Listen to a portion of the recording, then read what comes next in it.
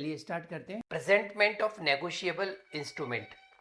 जैसा कि हम ये बात तो समझ चुके थे कि नेगोशिएबल इंस्ट्रूमेंट जो होते हैं वो मनी के सब्स्टिट्यूट के रूप में काम में आते हैं. We have already discussed that negotiable instruments are used as the substitute for money. और उस नेगोशिएबल इंस्ट्रूमेंट में जो अमाउंट मेंशन होता है वो अब आपको क्या करना है, अब आपको वो प्राप्त करना है, वो आपको रिसीव करना है. तो वो किससे रिसीव करेंगे? उस पार्टी से रिसीव करेंगे जिससे करना है. अब यूं भी बात आ सकती है जिसने चेक साइन करके दिया है उससे रिसीव करेंगे, जिसके लिए बिल ऑफ एक्सचेंज लिखा गया है उससे रिसीव करेंगे, जिसने प्रोमिसरी नोट लिखा है उससे रिसीव करेंगे. आइए, अब यहां तीन बातें हो गई, bill of exchange, promissory note और चेक. अब ये जिसने लिखा है, जो मेकर है, उसके सामने रखेंगे हम इसे. द प्रोसेस ऑफ प्रेजेंटिंग और placing the instrument before the maker, acceptor और drawee is known as presentment of negotiable instrument. Maker, acceptor और ड्रॉई, इनके सामने हम लोग इसको प्रेजेंट करेंगे और फिर हम उसमें लिखे हुए अमाउंट को रिसीव कर पाएंगे. अब सबसे पहले हम स्टार्ट करते हैं presentment of A bill of exchange. Bill of exchange, bill of exchange होता क्या है ये हम प्रीवियस क्लासेस में समझ चुके हैं, फिर भी एक बार थोड़ा सा मैं आपको बता देता हूं बिल ऑफ एक्सचेंज होता क्या है. सेक्शन 5 बिल ऑफ एक्सचेंज की बात करता है, सेक्शन 4 प्रोमिसरी नोट की और सेक्शन 6 चेक की. तो हम बात कर रहे हैं बिल ऑफ एक्सचेंज की जो डिफाइन है सेक्शन 5 में. और उसने कहा a bill of exchange is an instrument in writing containing an unconditional order signed by the maker, comma, directing a certain person to pay a certain sum of money only to. Section 5 bill of exchange की बात करता है और उसने कहा है कि bill of exchange is an instrument in writing.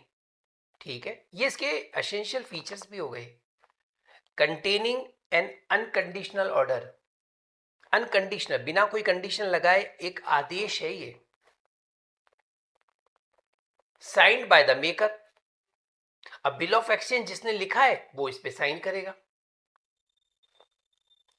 Directing a certain person, ये इंपॉर्टेंट चीज है, डायरेक्टिंग अ सर्टेन पर्सन, यानी कि इसमें जो लिख रहा है, जिसने साइन किए हैं, वो निर्देश दे रहा है, वो डायरेक्ट कर रहा है किसी एक सर्टेन पर्सन को. किस बात का डायरेक्शन दे रहा है? टू पे, इसको पे कर दो. A certain some of money, तो ये भी एक फीचर है. जिस मनी की हम बात कर रहे हैं वो सर्टेन होना चाहिए. 2 लाख रुपए, 5 लाख रुपए, जो भी अमाउंट है, सर्टेन बोलो. किसको? Only to or to the order of, comma, a certain person or to the bearer of the instrument. बस, अब ये हो गया बिल ऑफ एक्सचेंज. अब इसको पढ़ करके आपको इतना समझ में आ जाना चाहिए, ए बी सी, यहां से खेल शुरू है. बिल ऑफ एक्सचेंज, यहां पर आप मुझे बता दीजिए, आप मुझे बताइए मेकर कौन होगा और सर्टेन पर्सन 2 बार आया है.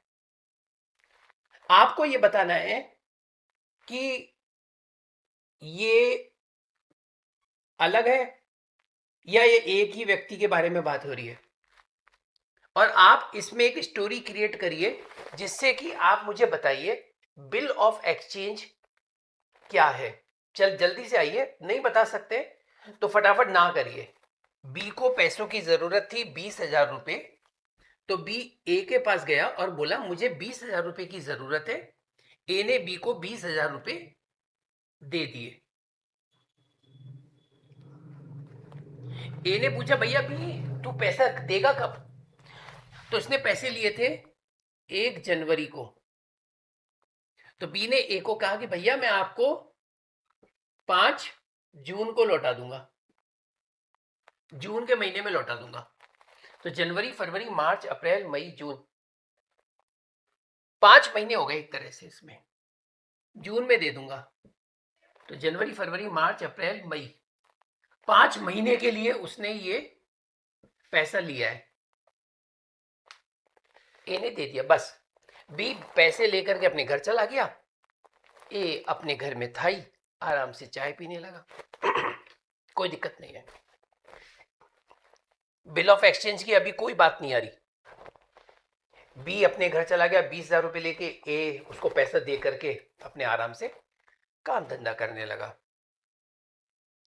हुआ ये कि फरवरी में ए को पैसों की जरूरत पड़ी, लेकिन ए बी से पैसा नहीं मांग सकता क्योंकि उसने उसको 5 महीने के लिए दिया है। अब वो पहले कैसे मांग ले?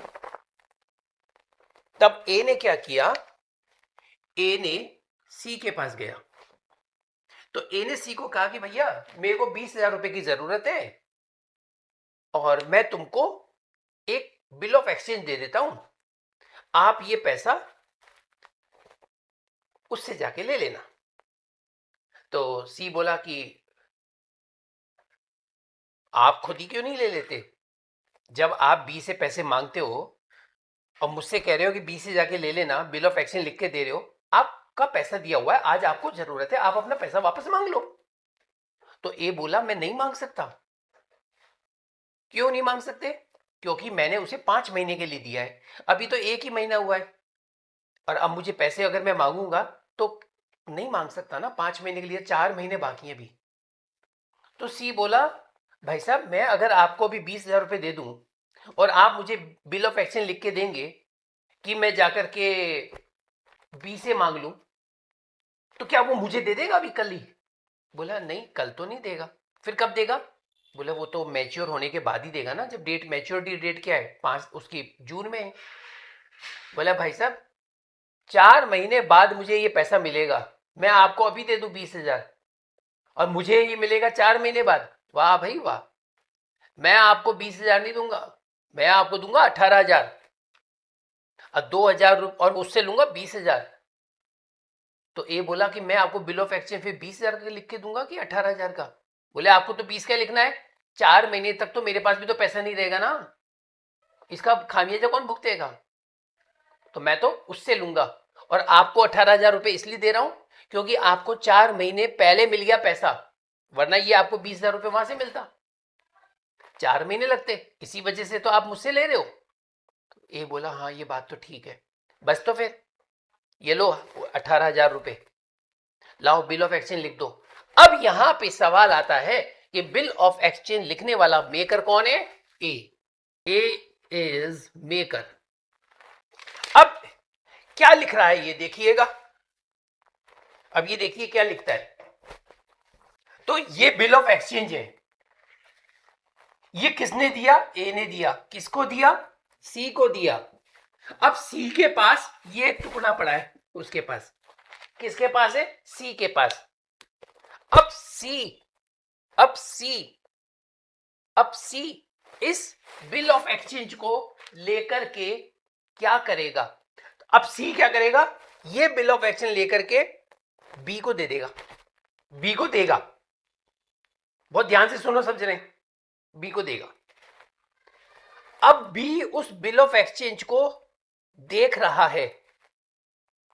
अब इस बिल ऑफ एक्सचेंज में ये लिखा हुआ है, क्या लिखा हुआ है इसमें? इसमें ये लिखा हुआ है किसको लिखा गया? ये टू बी, बी को लिखा गया है। क्या लिखा हुआ है इसमें?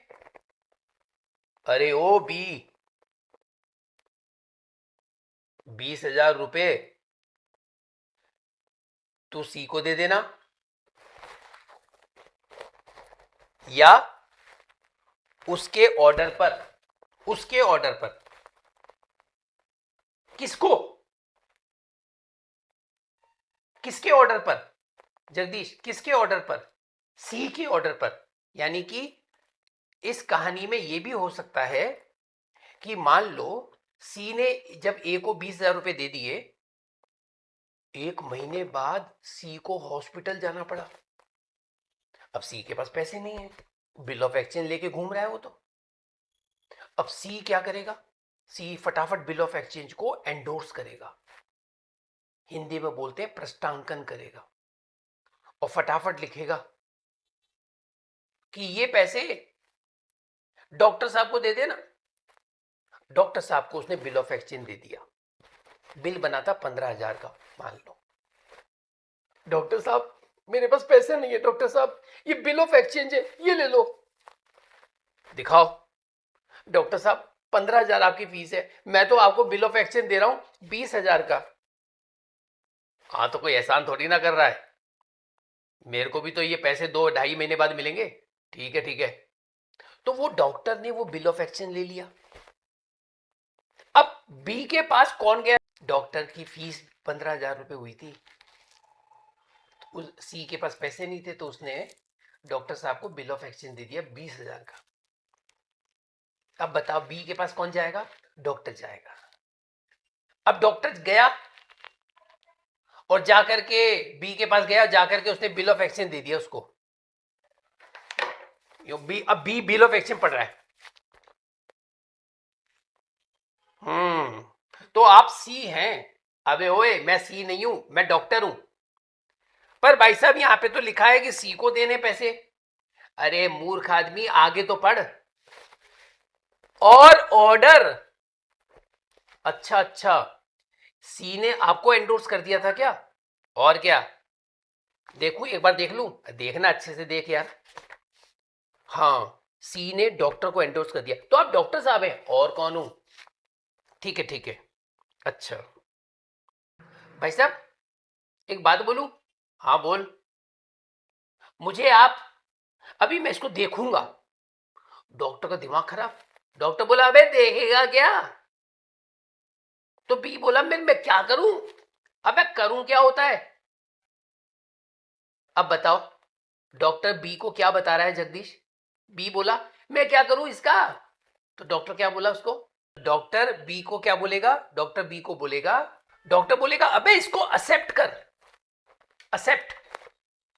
अब एक्सेप्ट कैसे होगा, बी इस पर साइन कर देगा,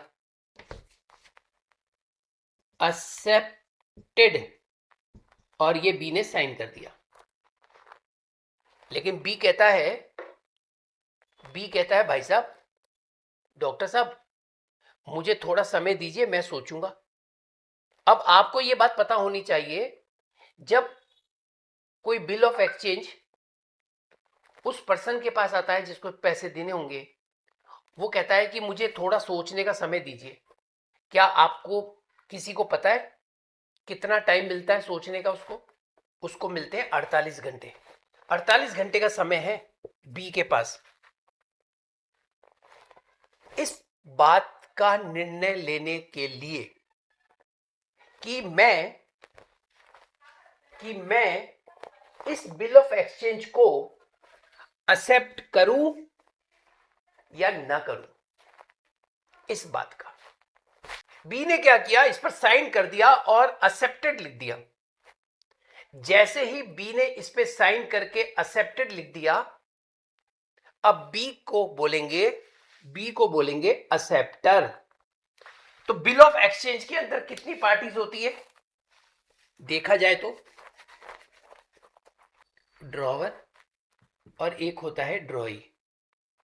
ये वो इसको बोलते हैं मेकर, और अभी एग्जांपल में आपने देखा मेकर ए था। और ये वो व्यक्ति होता है जिसे डायरेक्ट किया जाता है पे करने के लिए। और अभी आपने देखा इसका नाम है बी। इसमें 2 लोग होते हैं। अब आप देखेंगे कि सर कहीं 3 बताए गए हैं। एक का नाम है असेप्टर। तो ये जो असेप्टर होता है ना, इसी को बोलते हैं। लेकिन ये व्यक्ति असेप्टर कब बनता है? जब ये बिल ऑफ एक्सचेंज को एक्सेप्ट कर लेता है, तो इसका नाम असेप्टर हो जाता है। ये है बिल ऑफ एक्सचेंज की छोटी सी कहानी। ये सब हम पहले क्लासेस में पढ़ चुके हैं। अब आपको अगर इतनी बात क्लियर हो चुकी है, कुछ भी सवाल नहीं है, तो हम इस टॉपिक पर अब जाना चाहेंगे। सर, मेरा एक क्वेश्चन है। हाँ बोलो, क्या क्वेश्चन है? सर, कि मान लीजिए बी ने उस बिल ऑफ एक्सचेंज को एक्सेप्ट नहीं किया, तो क्या होगा?